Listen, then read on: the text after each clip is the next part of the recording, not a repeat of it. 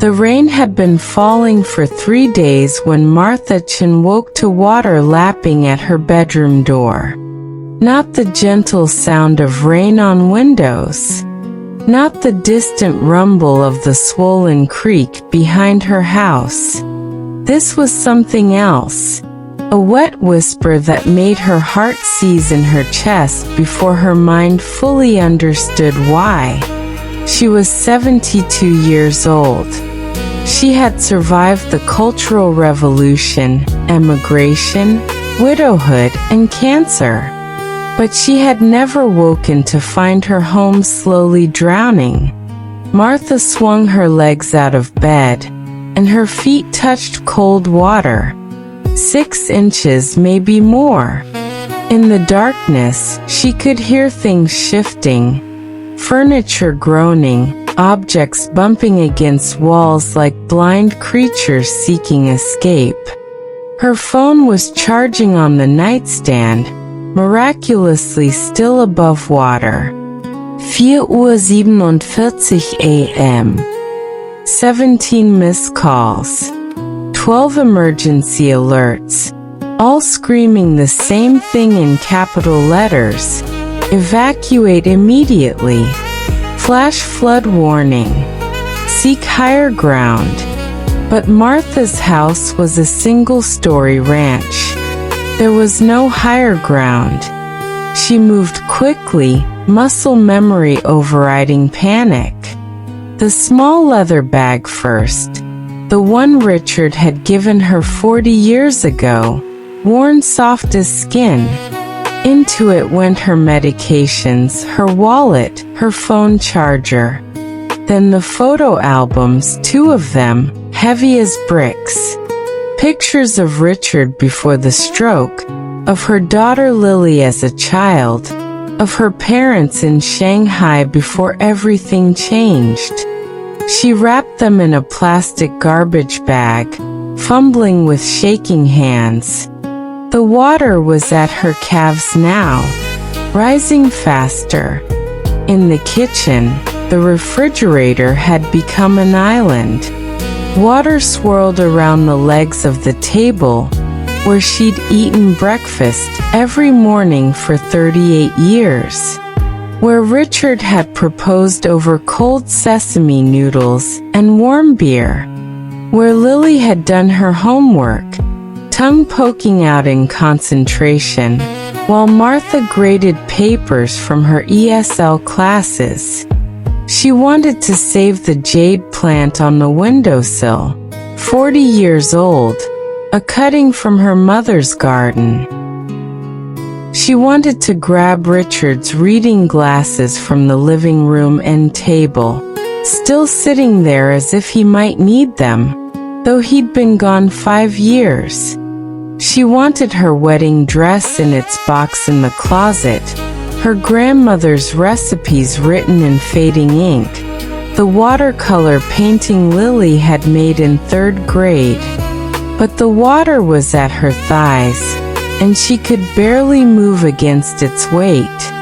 The front door wouldn't open. The water pressure held it shut. Martha waded to the back, her bag held high above her head, and pushed through the screen door into the howling darkness. The world had become a river. Water rushed past her house, carrying pieces of other people's lives.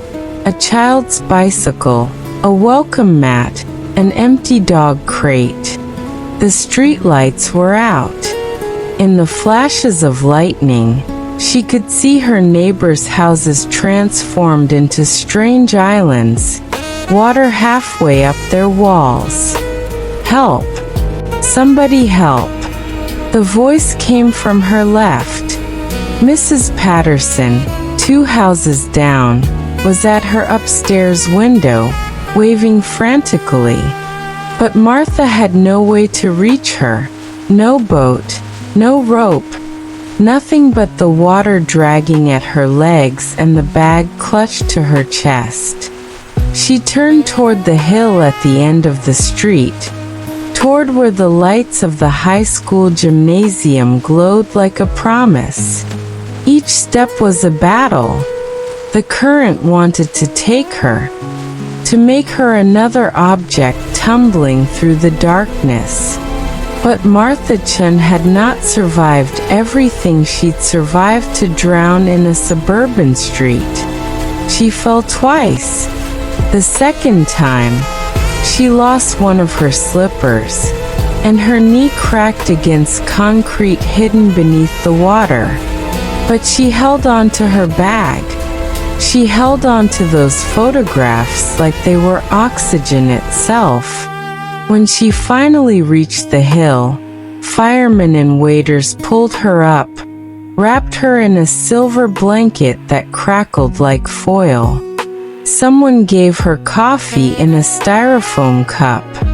Someone else asked if she was hurt, if she needed medical attention. She shook her head, unable to speak, and looked back at the neighborhood she'd lived in for nearly 4 decades. Most of it was underwater now, just the tops of houses visible, like the world had tilted and spilled. Somewhere in that dark water was her home. Everything she owned, every object that anchored her to her history. Everything except the bag in her lap and the photographs inside. Hashtag part 2. The shelter. The gymnasium smelled like wet clothes, fear, and industrial cleaning solution. Martha had been here before, for Lily's high school graduation, for community potlucks, for voting in every election since 1988. But now it had been transformed into a makeshift city. Rows of cots separated by thin privacy curtains, folding tables stacked with donated clothes and supplies, volunteers in bright vests moving through the chaos with clipboards and blankets. 347 people, the woman at the check-in table told her. 347 people who had lost everything in 6 hours.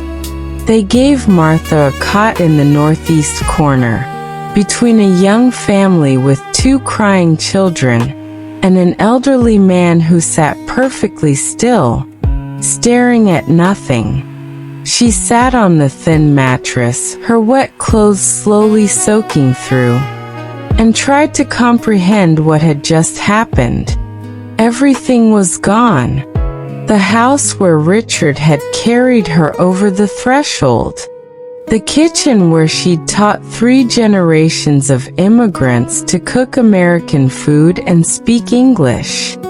The garden where she'd grown bok choy and tomatoes side by side, creating something neither Chinese nor American but wholly hers. Her hands were shaking. She couldn't make them stop. "Mom? Ma'am, I need to check you in." A volunteer appeared, a young woman with kind eyes and a tablet. Martha answered her questions mechanically. Name, age, medical conditions, emergency contacts. Just Lily, who lived in Portland now with her own family, who Martha had already texted. "I'm safe. Don't come. Roads are closed. Do you have any immediate needs?" the volunteer asked. Martha looked down at herself. She was wearing a soaked nightgown, 1 slipper, and Richard's old cardigan she'd grabbed from the hook by the door. She had $16 in her wallet, a phone at 40% battery, and 2 photo albums wrapped in garbage bags. "Dry clothes," she said quietly. "If you have any." The volunteer brought her sweatpants, a t-shirt that said River Valley 5K Fun Run 2019, and a pair of tennis shoes half a size too big. Martha changed behind a curtain someone had strung up in the women's bathroom, her fingers fumbling with zippers and buttons. Her knee throbbed where she'd fallen. When she looked in the mirror, she barely recognized the woman staring back, gray hair plastered to her skull, face pale as paper, eyes hollowed out by shock. But she was alive. She was standing. That was something.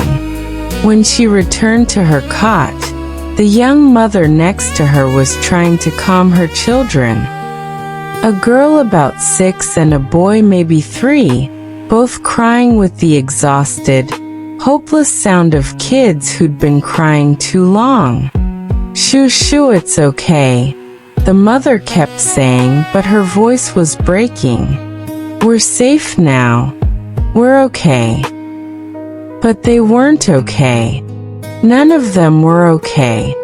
The little boy was clutching a stuffed elephant, sodden and dripping. "I want Mr. Hoppy," he sobbed. "I want my rabbit." "I know, baby. I know. But we couldn't. We had to leave so fast." Martha watched them for a moment, something stirring in her chest. She reached into her bag and pulled out her phone. 40% battery, but it still worked. She swiped through her photos until she found what she was looking for. A video Lily had sent her last month of her grandson, Martha's great-grandson, playing with his toy cars. She leaned toward the little boy. "Excuse me," she said softly. "Would you like to see a funny video? It's very silly. It has a baby in it." The boy looked at her with red, swollen eyes. After, Martha moved to sit on the floor between the two cots, her back against the wall, and the boy climbed down to sit next to her. His sister followed. Martha played the video, and then another, and another. The children's crying gradually subsided into hiccups, then giggles. Their mother looked at Martha with such raw gratitude that Martha had to look away. "Thank you," the woman whispered. "I'm Sarah. Sarah Williams. This is Emma and Jackson. Martha Chun. These are my neighbors now, I think." Sarah let out a sound that might have been a laugh or a sob. "Worst neighborhood I've ever lived in." But she smiled when she said it, just a little. Part 3. The first night. Sleep was impossible. The lights never went fully out. Emergency lights stayed on, casting everything in a sickly yellow glow. People coughed, cried, talked in low voices. Children whimpered in their sleep. Someone's phone alarm kept going off, a cheerful jingle absurdly out of place. Every half hour, someone new arrived, escorted by emergency workers, dripping and shaking and lost. Martha lay on her cot, staring at the ceiling, and thought about her house. Was it still standing? Had the water reached the roof? Were her things floating through the rooms right now? Her clothes, her books, her dishes, all tumbling in the dark current like confused fish? She thought about the jade plant, probably drowned by now. She thought about Richard's glasses, gone. She thought about her wedding dress, ruined. At 2 a.m., she gave up on sleep and sat up. Around her, the shelter had settled into a restless quiet. She could see Sarah on the next cot, still awake, staring at her sleeping children with an expression Martha recognized. The look of a mother trying to figure out how to keep her family intact when everything had fallen apart. Further down the row, the old man was still sitting up, still staring at nothing. Martha stood and walked toward him, her two big shoes squeaking on the gymnasium floor. "Can't sleep either?" she asked quietly. He didn't look at her. "My wife," he said. "We got separated in the evacuation. She has dementia. She won't understand where she is. She'll be scared." Martha's heart clenched. "Have you reported it?" "To the volunteers. 3 times. They say they're checking all the shelters, all the hospitals. But there are so many people, so much confusion." His voice cracked. "We've been married 54 years. I've never spent a night without knowing where she is." Martha sat down on the cot next to him. She didn't say it would be okay. She didn't promise they'd find his wife. She just sat there, 2 old people in a high school gymnasium at 2 in the morning, keeping each other company in the darkness. "I'm Martha," she said. Harold Weinstein." They sat in silence for a while. Then Harold said, "I don't know how to do this. Start over at 78. We had everything paid off, the house, the cars. We had our routines. Tuesday was grocery shopping. Friday was dinner at O'Brien's. Sunday I read her the newspaper even though she doesn't really follow it anymore, but she likes my voice." He covered his face with his hands. "How do I start over without her?" Martha reached out and took his hand. His skin was paper-thin, cool to the touch. 1 hour, she said. "That's all you have to do. Get through 1 hour. Then the next hour. Eventually it's morning. Eventually, you find out what happens next." "What if I can't?" "You can. I know you can. Because you already have 1,000 times. Every difficult thing you survived, you did it 1 hour at a time." Harold looked at her then, really looked at her. "You've done this before. Starting over. Many times. Not like this, exactly. But close enough."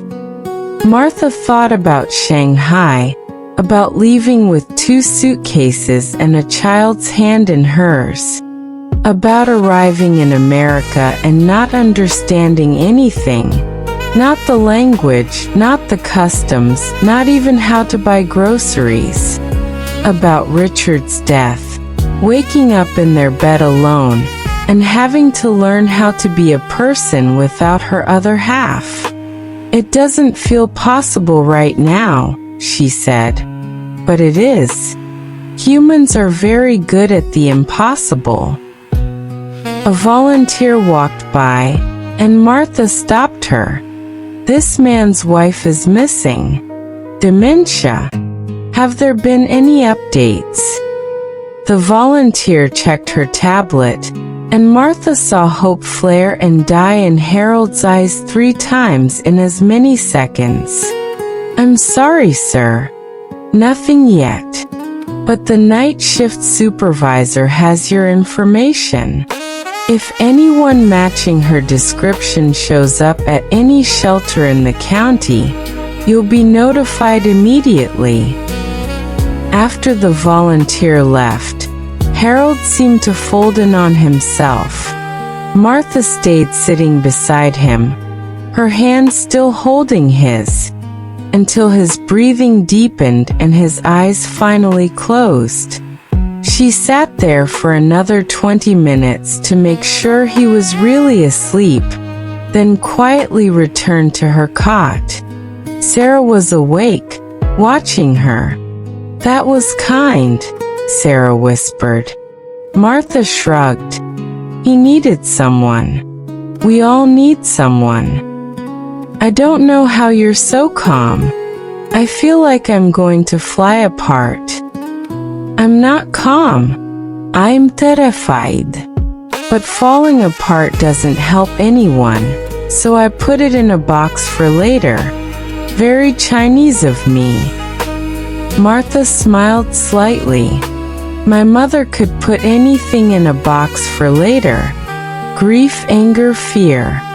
She'd say, 'Not now, we have work to do.' When I was young, I thought it was cold. Now I understand it was survival." Sarah was quiet for a moment. "Will you teach me how to put it in a box?" "I can try. But first, we both need to sleep. Tomorrow will be long."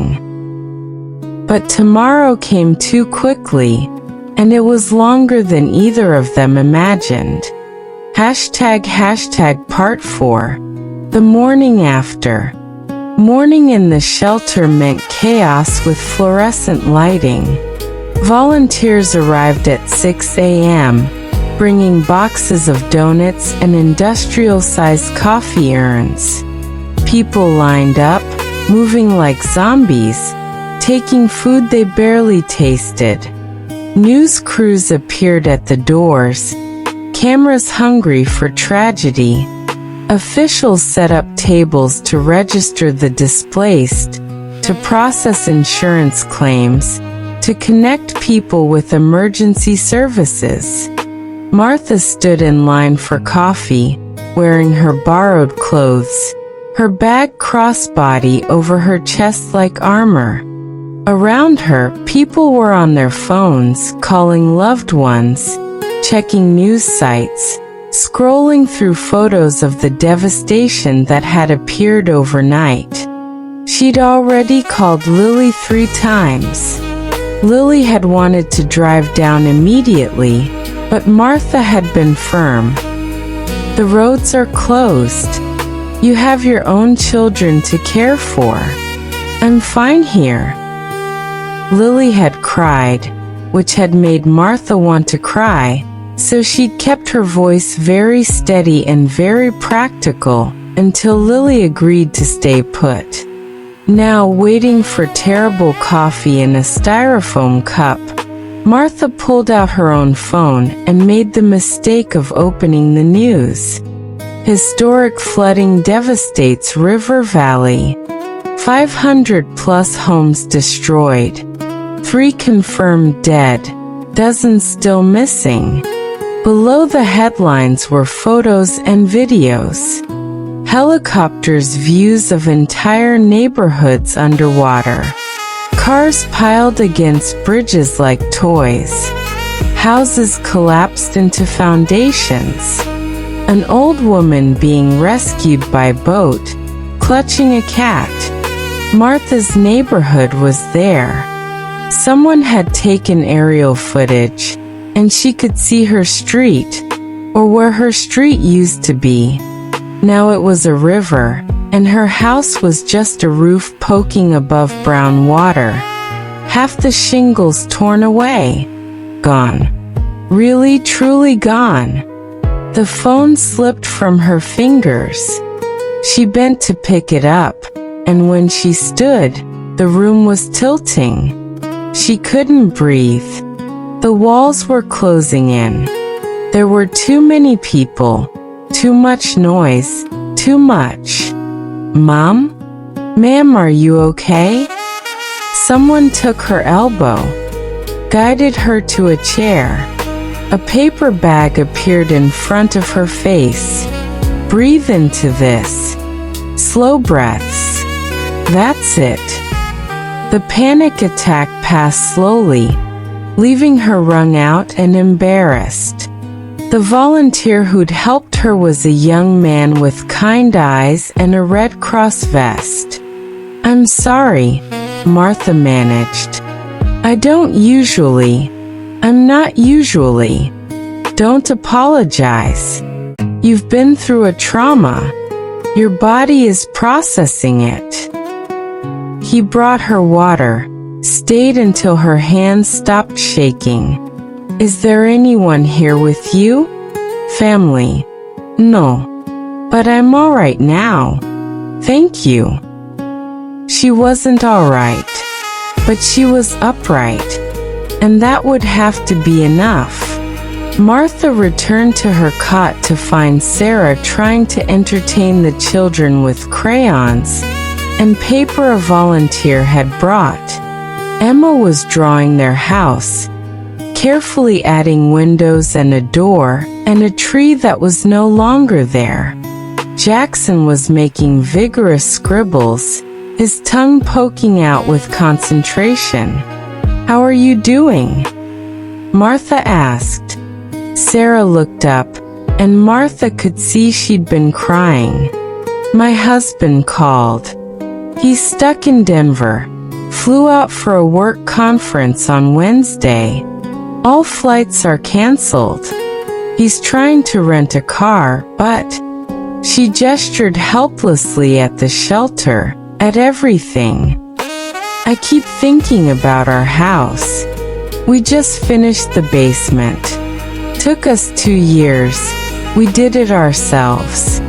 Custom built-ins, new floors, his gaming setup. $20,000 easy." Her voice cracked. "And I keep thinking, who cares about a basement? We're alive." "But I do care. I'm so angry that I care about the stupid basement." Martha sat down beside her. "When I came to America, I had 2 suitcases. That's all. But in one of them, I had a silk scarf my mother gave me. Very old, very beautiful. Embroidered with peonies. In the chaos at the airport, that suitcase was lost. And I cried for 3 days about that scarf. Not about leaving my country, not about my uncertain future. A scarf." She smiled sadly. "Grief is strange. Sometimes it's easier to mourn a thing than everything."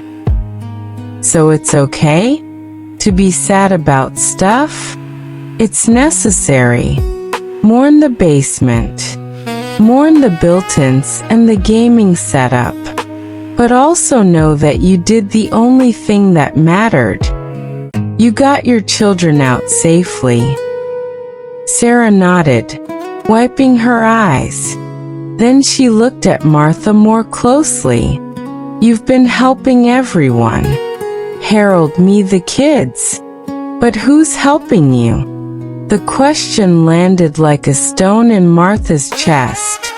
She opened her mouth, but no answer came. Before she could find one, a commotion erupted near the entrance. Martha stood, craning to see over the crowd. A woman had just arrived, wrapped in a blanket, her silver hair wild around her face, looking around in confusion. Harold shot past Martha like a man half his age. "Miriam! Miriam!" The woman's face transformed, confusion melting into recognition and joy. "Harry, where are we? What happened? I was so scared." Martha watched them embrace, crying and laughing simultaneously, and something in her chest cracked open. She turned away quickly, but Sarah had seen her face. "Martha, I've fine. I'm going to take a walk." But there was nowhere to walk. The gymnasium was crowded, the bathrooms had lines, and outside was just more disaster. So Martha went to the only place she could think of, the supply table, where volunteers were organizing donations. "Can I help?" she asked. The woman in charge looked surprised, then grateful. "Always. We're drowning in stuff but short on hands. Can you sort clothing by size?" For the next 4 hours, Martha sorted. T-shirts, jeans, underwear still in packages, socks, shoes. Some donations were pristine, clearly bought new for the occasion. Others were obviously from people's closets, wrinkled and worn but clean. Someone had donated a wedding dress, tag still attached. Someone else had sent a dozen stuffed animals. Martha worked steadily, methodically, putting her grief in a box the way her mother taught her. Not now. Later. There's work to do. Other people joined her. Sarah brought the kids, and they helped sort the stuffed animals. A teenage boy started organizing toiletries. An older woman tackled the mountain of towels and blankets. They worked mostly in silence, but it was a comfortable silence. The silence of people surviving together. Part 5. The second night. By evening, the shelter had developed a strange kind of routine. People knew where the bathrooms were, which cots belonged to whom, when meals would be served. Small communities formed. Parents of young children clustered together. Elderly folks found each other. Teenagers claimed a corner with their phones and chargers. Martha's corner had somehow become a hub. Harold and Miriam had the cot on her right now. Sarah and the kids were on her left. A young couple who'd lost their apartment had claimed the cot beyond Sarah. Word had spread somehow that the Chinese grandmother in the corner was good at listening, good at solving problems, good at knowing what to say when there was nothing to say. People kept appearing with questions. "Do you know where I can find formula? The baby won't drink the powder kind. My medications were in my house. How do I get refills? I need to contact my insurance company, but I don't have my policy number." Martha didn't have all the answers, but she had something perhaps more valuable: the patience to listen, and the practical sense to know who might help. She directed people to the right volunteers, helped fill out forms for those whose English wasn't strong, used her phone to look up information when needed. By 8 p.m., she was exhausted. Her knee ached where she'd fallen. Her back hurt from the thin cot. She wanted nothing more than to lie down and close her eyes. But then a volunteer approached, looking frazzled. "Mrs. Chun, there's a situation. We have a family that just arrived, refugees from Somalia. They don't speak English, and our Somali translator went home sick. Someone said you speak multiple languages." Martha spoke Mandarin, Cantonese, and English. She'd learned enough Spanish from her students to get by. But Somali? "I don't speak Somali, I'm sorry. Could you just sit with them? They're terrified, and the mother is pregnant. She's having contractions. We're trying to arrange transport to the hospital, but it's going to take some time." Martha followed the volunteer to a family huddled near the entrance. A man, a woman heavy with child, and 3 small children clinging to their parents like barnacles. The woman was breathing hard, one hand pressed to her belly. Martha sat down beside them slowly, making herself as non-threatening as possible. She smiled. She pointed to herself. Martha. Then to her heart. The man watched her warily but said, Abdi. He pointed to his wife, Rama. Martha nodded. She pulled out her phone and opened Google Translate, typing slowly. You are safe. We will help you. The baby is coming. She showed the phone to Abdi, who read it, then showed his wife. Rama nodded, tears streaming down her face, and said something rapid in Somali. The translation came back choppy. Too early. Baby not ready. Lost everything.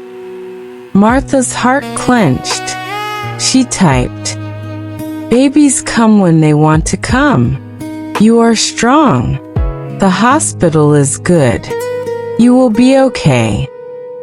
She had no way of knowing if this was true, but sometimes the truth mattered less than the comfort. For the next hour, until the ambulance arrived, Martha sat with the family. She didn't speak their language, but she held Rama's hand through contractions. She smiled at the frightened children and showed them photos on her phone. Lily as a baby, her grandson, silly videos of cats and dogs. She made sure Abdi understood where the ambulance was taking them, helped him save the hospital address in his phone. When they finally left, Rama squeezed Martha's hand and said something long and heartfelt. The translation came back. Thank you, grandmother. You have a light. After they were gone, Martha made her way back to her cot, moving like she'd aged 100 years. Her hands were shaking again. Her chest felt tight. Sarah took one look at her and said, That's it. You're done for today. Lie down. Ai fine. You've been helping people for 14 hours straight. You haven't eaten since breakfast. You're pale as a sheet. Lie down. Too tired to argue, Martha lay down. Sarah brought her crackers and water, made sure she actually ate them. Emma brought her stuffed elephant, the one Martha had helped clean and dry with a borrowed hairdryer. For you, Emma said solemnly, to help you sleep. Martha clutched the elephant to her chest, and for the first time since the flood, she let herself cry. Not quietly, not prettily, but the kind of crying that came from somewhere deep, the kind that shook her whole body. She cried for her house and Richard's glasses and her mother's jade plant. She cried for Harold's fear and Sarah's basement and Rama's too early baby. She cried for every loss and every fear and every overwhelming moment of the past 36 hours. Sarah sat on the edge of her cot and stroked her hair, like Martha was the child and Sarah the mother. You don't have to be strong all the time, Sarah whispered. You're allowed to fall apart. If I fall apart, Martha said through tears, who will hold everyone else together? Us. We will. You taught us how. Now let us take care of you. Hashtag part 6. The community. The third day brought journalists. They came with cameras and microphones, looking for stories of loss and survival. Most people avoided them, but a few were willing to talk. Martha watched from her cot as a young mother described swimming through her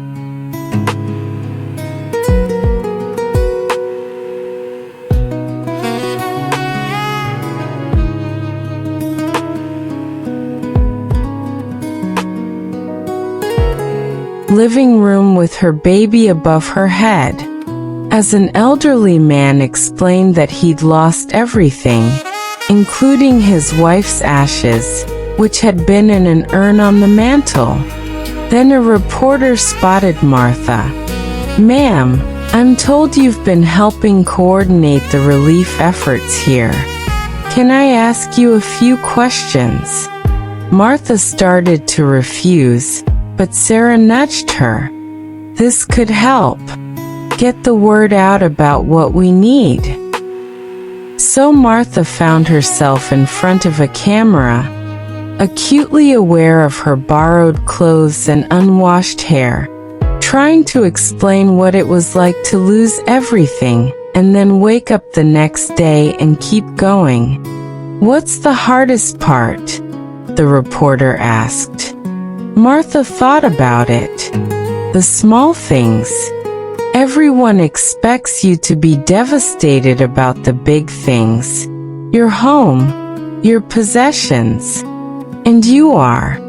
But it's the small things that break you. I keep reaching for my reading glasses and they're gone.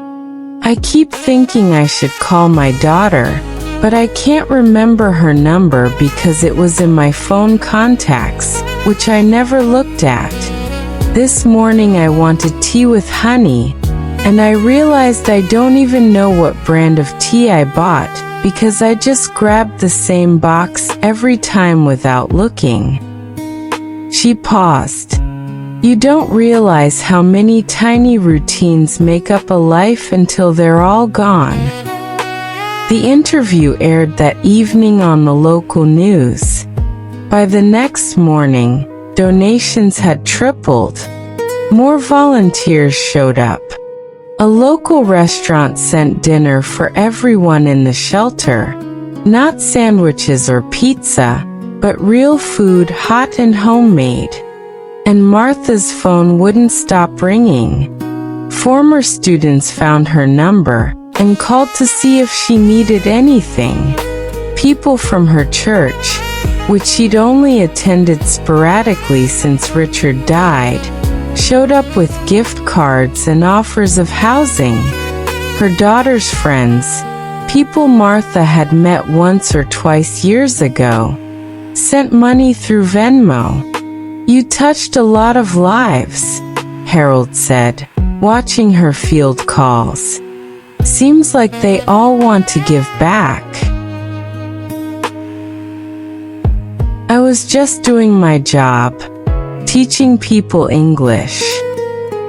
"You did more than that. You know you did." Maybe he was right.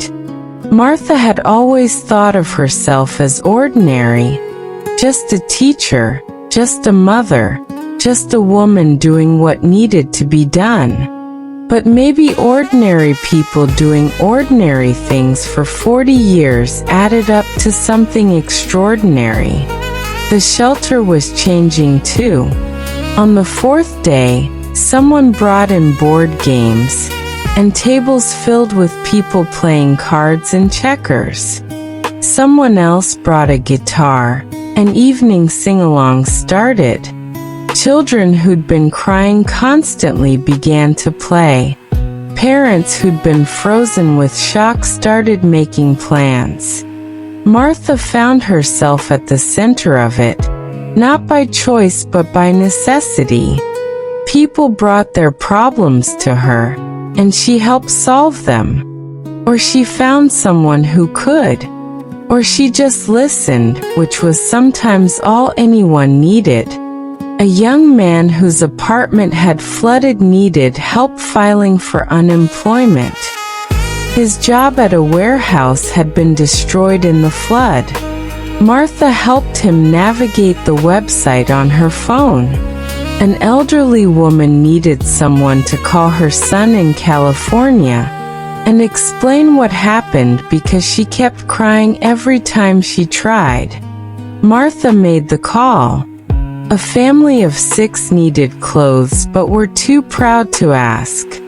Martha quietly brought them to the donation table and helped them find things that fit. She didn't do it for recognition. She did it because someone had to, and she was there, and she could. But Harold noticed, and Sarah, and slowly others. On the 5th day, Harold approached her with a proposition. Some of us have been talking. This shelter situation could go on for weeks, maybe longer. We need some kind of organization, someone to coordinate between the survivors and the volunteers, to make sure needs are being met, to handle disputes when they come up. Sounds like a job for the Red Cross, Martha said. They're overwhelmed. They're great at logistics, food, shelter, supplies. But we need something else. Someone who understands what it's like to be here, to have lost everything. Someone people trust. Harold looked at her meaningfully. Someone like you. I'm not a leader. You've been leading since you got here. You just didn't call it that. Martha wanted to refuse. She was 72 years old. She'd just lost everything. She was tired down to her bones. But when she looked around the shelter, she saw faces that had become familiar. Harold and Miriam. Sarah and the kids. Abdi's family, back from the hospital with a tiny, perfect baby girl. The teenager who helped sort supplies. The young couple learning to navigate insurance claims. They needed someone. And apparently, that someone was her. Okay, she said quietly. I'll try. ## Part 7. The Resistance. Being an unofficial leader in a disaster shelter was like trying to organize a hurricane. Martha created a system. She recruited volunteers from among the survivors. People who needed something to do, something to make them feel useful.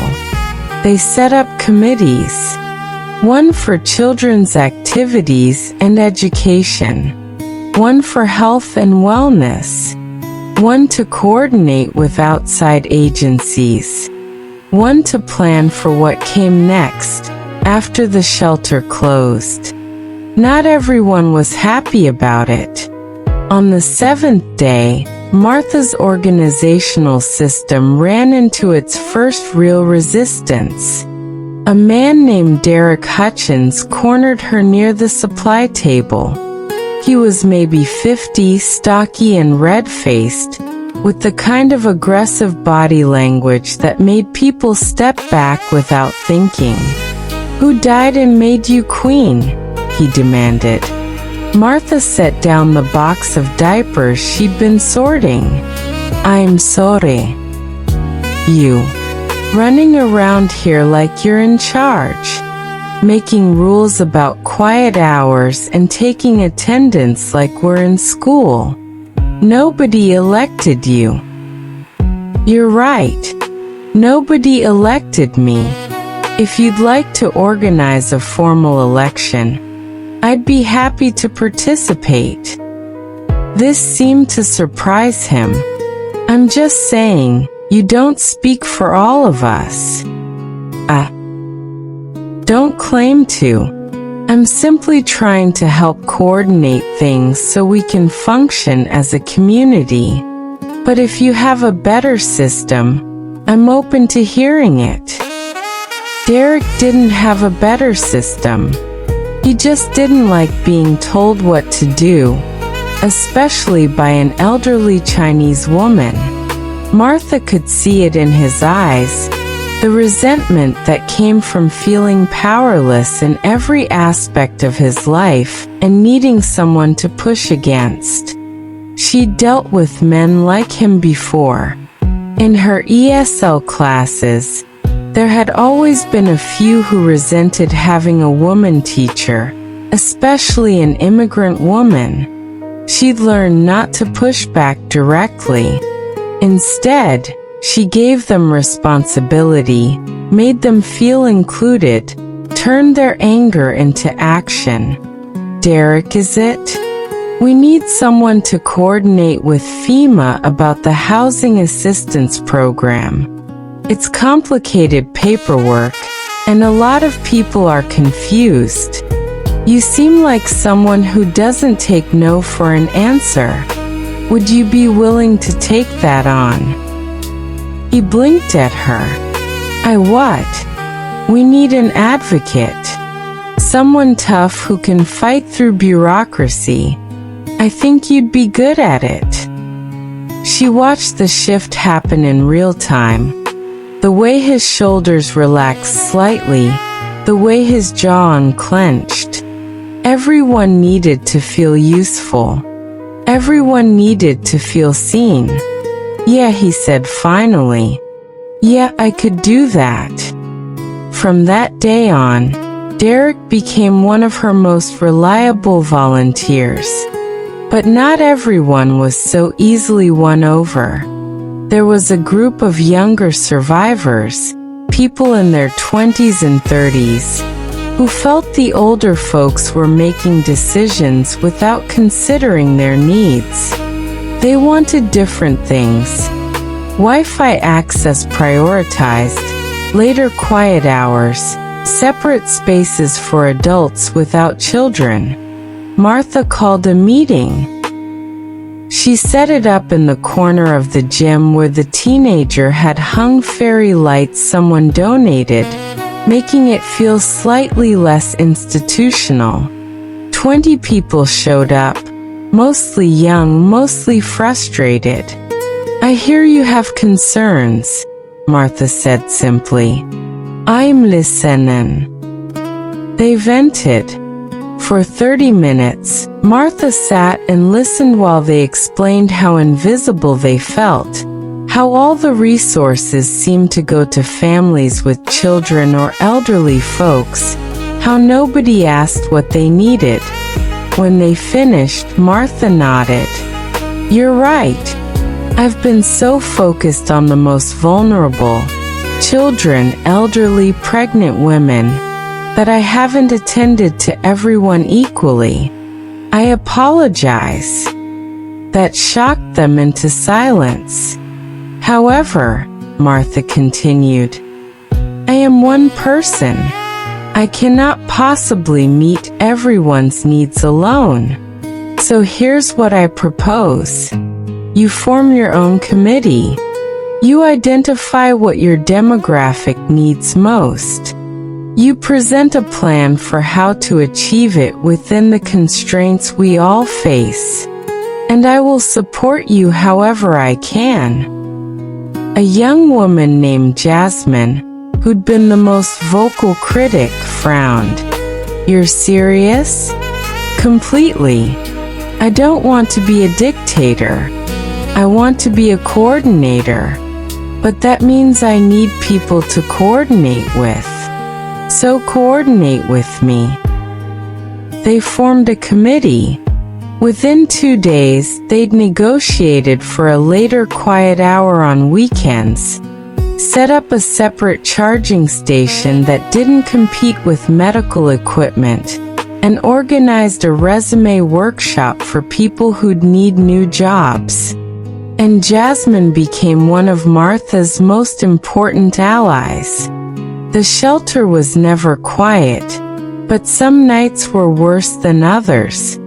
2 weeks after the flood, Martha was sitting on her cot at midnight, helping Harold fill out insurance paperwork by phone light, when shouting erupted from across the gymnasium. 2 men were fighting. Really fighting, fists and shouting and other people scrambling out of the way. Martha stood up, her heart pounding. Harold grabbed her arm. "Don't. Let the security guard handle it." But the security guard was outside, and the fight was escalating fast. One of the men was Abdi, his face twisted with anger Martha had never seen before. She walked over quickly, using her teacher voice, the one that had silenced rowdy classrooms for 3 decades. "Stop. Both of you. Now." To her surprise, they did. Both men stepped back, breathing hard, still glaring at each other. The other man Martha recognized, Tony, who'd been in the shelter almost as long as she had. "This piece of shit," Tony spat, "stole my phone charger." "I did not steal," Abdi said, his accent thick with anger. "I borrowed because my phone is dead and my family needs to call." "You took it without asking." "I asked. You were sleeping." Martha positioned herself between them, small as she was. "Tony, did you see Abdi take the charger?" "No, but it was on my cot, and then it wasn't, and I saw him with it." "Abdi, did you take the charger?" "I borrowed. I was going to return. In my country we share. Here everything is mine, mine, mine." Martha could see the real problem under the surface. Tony had lost his job along with his apartment. Abdi's family was struggling with language barriers and cultural confusion. Everyone was stressed and scared and sleeping badly, and the tiny spark of a misunderstanding had ignited into this. "Tony," Martha said calmly, "I understand you feel your property was violated. That's valid. In this country, we ask before borrowing." But Abdi didn't know that expectation. Cultural misunderstanding. She turned to Abdi. "Abdi, in America, even borrowing requires explicit permission. Different cultures have different rules. I know where you come from. Sharing is automatic. Here it's not. Both rules are valid, but you're in America now." Then she looked between them. "You're both scared. You've both lost almost everything. You're both tired and stressed and living in a gym with 300 other people. This isn't really about a phone charger." Tony deflated visibly. "No, it's not." Abdi hung his head. "I am sorry. I should have waited until you woke. I'm sorry too, for yelling." Tony hesitated, then held out his hand. "We're good. We are good." Her mother smiled. "Then you crawl. Crawling is also moving forward." Martha woke with tears on her face and the dream already fading. But the words stayed with her. Crawling is also moving forward. 3 weeks after the flood, the shelter received an unexpected visitor. A woman in her 50s arrived with a clipboard and kind eyes, introduced herself as Dr. Patricia Santos, and asked to speak with Martha Chen. Martha, who'd been helping a family figure out school registration for their kids, looked up in confusion. "Can I help you? I'm a psychologist. I volunteer with disaster response teams. The Red Cross asked me to come assess the mental health needs here." She paused. And also, several people told me I should specifically talk to you. I've fine. I'm sure you are. But I'd like to talk anyway. May I buy you a cup of coffee? There's a cafe that just reopened 2 blocks away. Martha almost said no. But the thought of leaving the gymnasium, even for 20 minutes, was suddenly irresistible. Okay. The cafe was called River's Edge, which seemed almost cruel given the circumstances, but it was warm and clean and gloriously quiet. Dr. Santos bought them both coffee and a shared piece of banana bread. Tell me about yourself, Dr. Santos said. How did you end up being the unofficial mayor of that shelter? I'm not. Everyone I talked to mentioned you. Ask Martha. Martha will know. Martha helped me with. She smiled. You've made quite an impact. Martha found herself talking about the flood, about her house gone, about Richard and Lily and teaching ESL for 30 years, and somehow ending up at the center of a community of survivors. Dr. Santos listened without interrupting. When Martha finished, she said, "You know you're experiencing significant trauma, right? You've been operating in crisis mode for 3 weeks. At some point, your body is going to demand payment for that. I know, but people need help. They do, but you can't pour from an empty cup." She leaned forward. Martha, can I be very direct with you? Please. You're doing incredible work.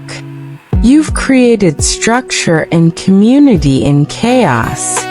But you're also avoiding your own grief by focusing entirely on everyone else's. That's not sustainable. Martha looked down at her coffee. What else am I supposed to do? Feel your feelings. Mourn your losses. Let other people take care of you sometimes. Dr. Santos pulled out a card. I'd like to see you for therapy. Once a week, starting now. Free of charge. I have a grant for disaster survivors. I don't need therapy. Everyone in that shelter needs therapy. But you especially, because you're carrying everyone else's weight along with your own. She pushed the card across the table. Think about it. But also, I'm going to call you in 2 days whether you call me first or not. Martha took the card, not because she planned to use it, but because it was easier than arguing. But that night, when the shelter was dark and quiet and Martha's mind wouldn't stop spinning, she thought about what Dr. Santos had said. Avoiding your own grief. Was that what she was doing? She looked at her bag beside her cot, the leather one Richard had given her, holding her medications and her wallet and her precious photo albums. She hadn't looked at the photos since the flood. Couldn't bear to. But now, with only the dim emergency lights and the sounds of 300 people sleeping, Martha pulled out one of the albums. The plastic garbage bag had kept it mostly dry. She opened it carefully, prepared for the photos to be ruined. They weren't. Richard on their wedding day so young. Lily as a baby, impossibly small. Martha herself at 30, 40, 50, 60, the years marked in photographs. Birthday parties. Holidays. Ordinary Tuesdays.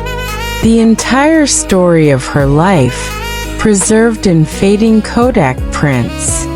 She turned the pages slowly, and with each one, the grief rose higher in her chest. This life, this beautiful, ordinary, precious life. Not just the things she'd lost in the flood, but all of it. The past that led her here. The future she'd imagined that would never happen now. She would never grow old in that house. Never sit in her kitchen and have tea and remember Richard reading the paper at that table. Never show her great-grandchildren the garden where she'd grown bok choy and tomatoes. All of it was gone. Martha clutched the album to her chest and cried as quietly as she could, which wasn't very quiet at all. Sarah heard her. Within minutes, Sarah and Emma were on her cot, arms around her. Then Harold appeared and Miriam, Jasmine from the Young Adults Committee, Abdi with his tiny daughter, Derek, gruff Derek, standing awkwardly at the edge holding a box of tissues. "You held us," Sarah said simply. "Now let us hold you." So they did. For an hour in the middle of the night, in a high school gymnasium that smelled like industrial cleaner, and too many people in too small a space, Martha let herself break down completely. And her community, her accidental, impossible, precious community, held her together. For weeks after the flood, the first survivors started leaving the shelter. A young couple found an apartment, donations helping with the deposit. A family qualified for temporary housing from FEMA. Harold and Miriam's daughter drove in from Ohio to take them home with her, at least until they figured out next steps. Each departure was celebrated and mourned. The shelter was terrible, but it was also a community.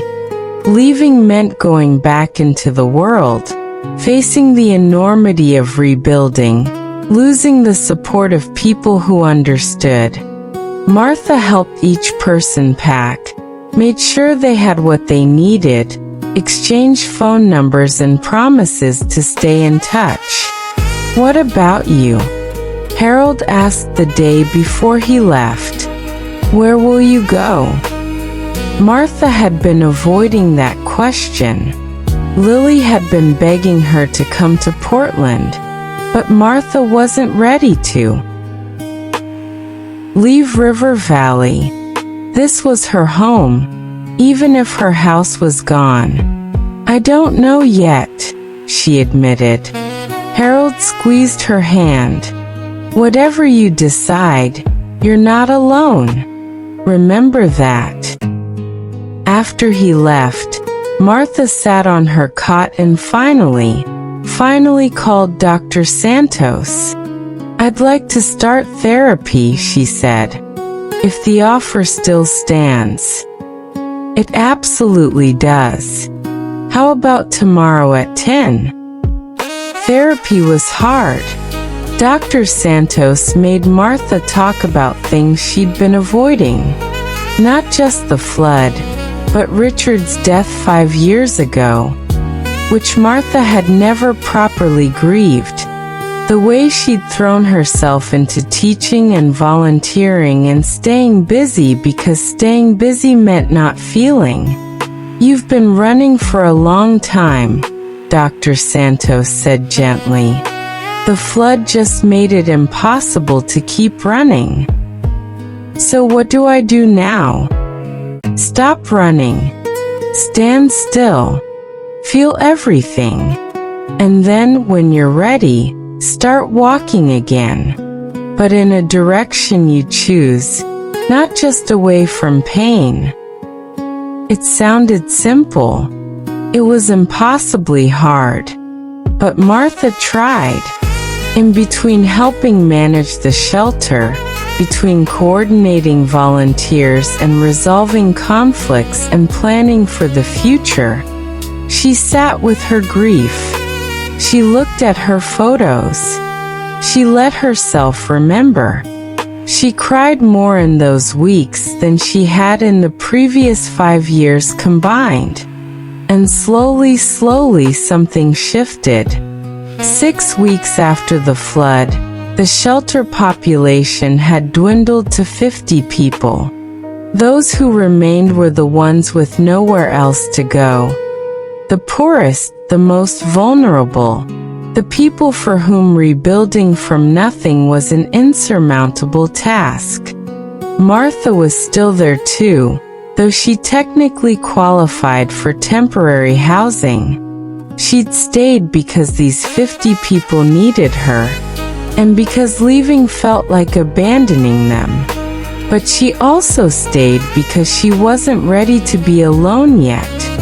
One evening, Jasmine approached Martha with a proposition. Some of us have been talking about after, about what comes next. Okay, the shelter can't last forever. They're already talking about closing in a month, moving people to more permanent solutions. But that means this community we built, it disappears. Everyone scatters.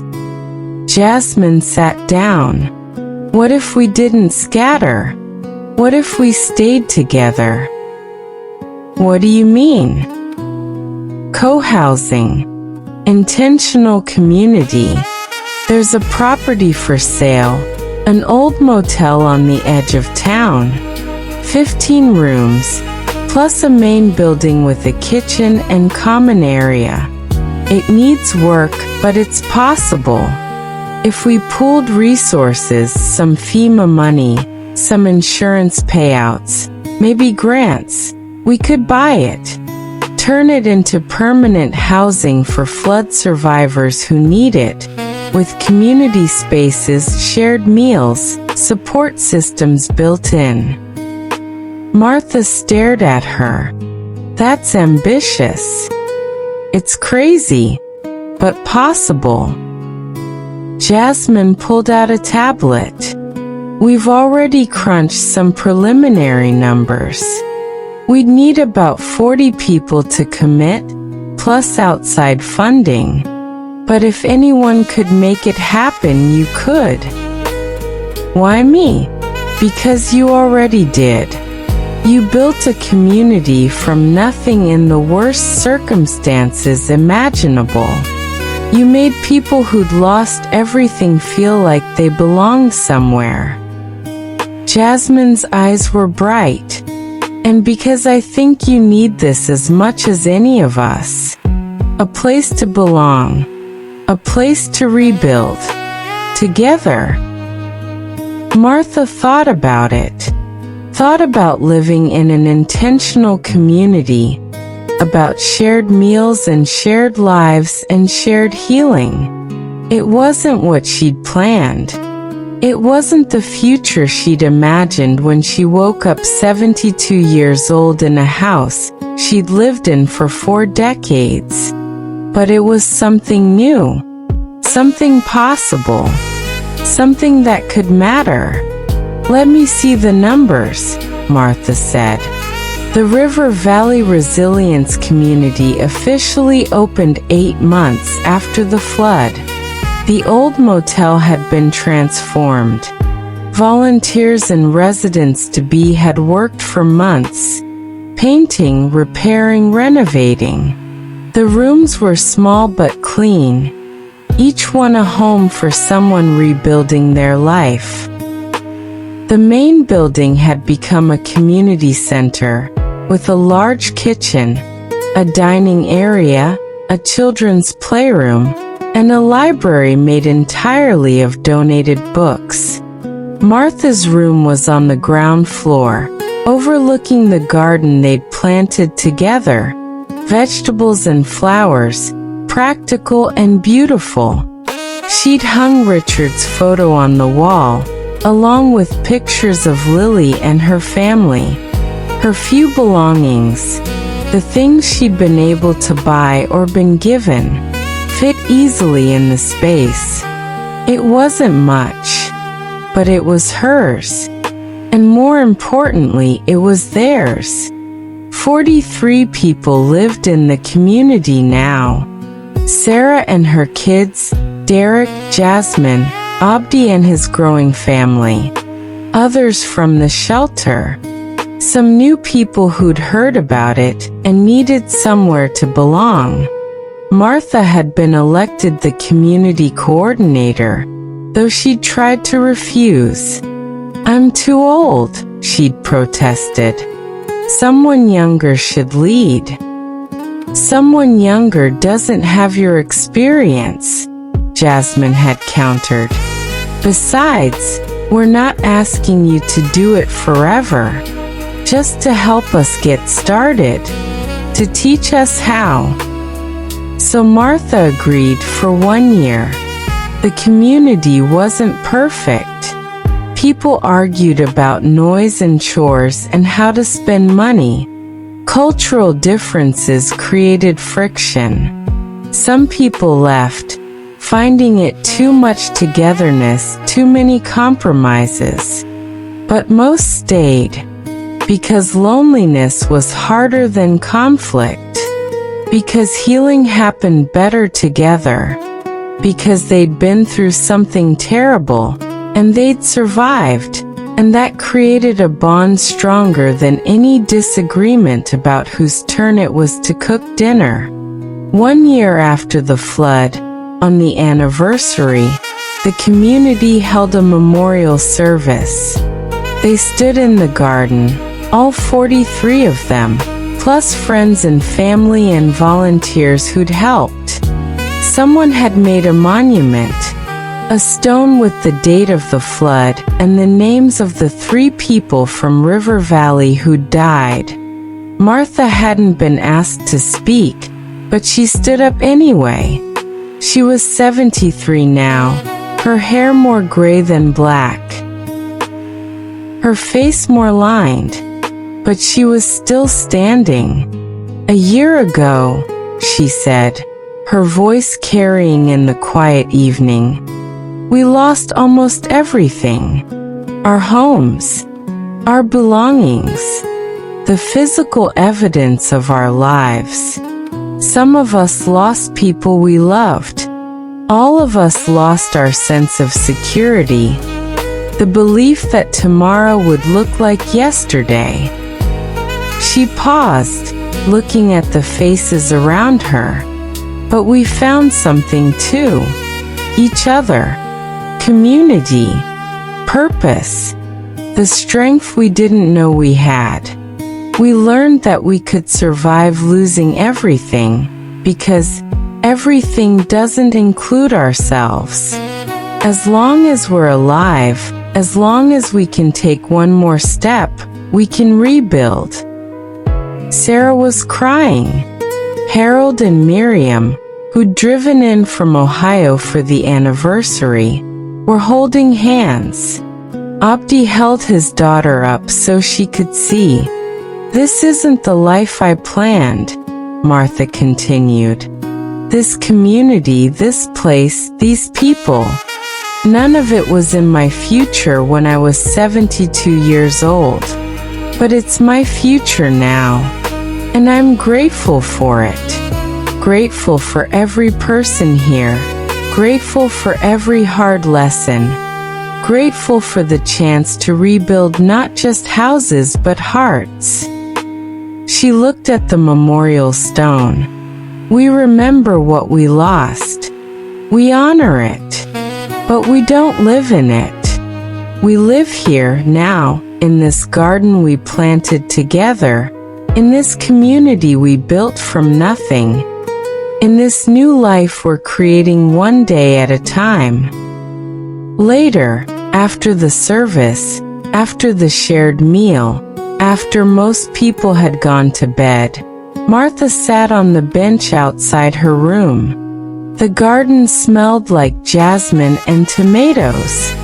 She could hear laughter from the common room, where the young people were playing cards. Her phone buzzed. A text from Lily. Asterisk, I'm so proud of you, Mom. Dad would be too. Asterisk. Martha smiled, typed back. Asterisk, I'm proud of me too. Tell the kids Nai loves them. Asterisk.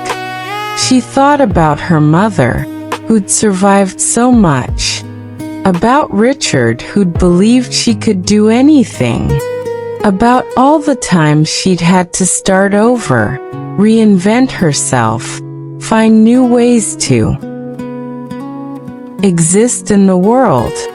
This was just one more reinvention, one more new beginning. Martha Chun, 73 years old, survivor of floods and grief and loss, stood up from her bench. Tomorrow she had work to do. There was a new family moving into the community, refugees from a different disaster. They'd need help settling in, navigating systems, finding their way. And Martha would be there to help them. Because that's what you did. You survived. You helped others survive. You built communities from disaster.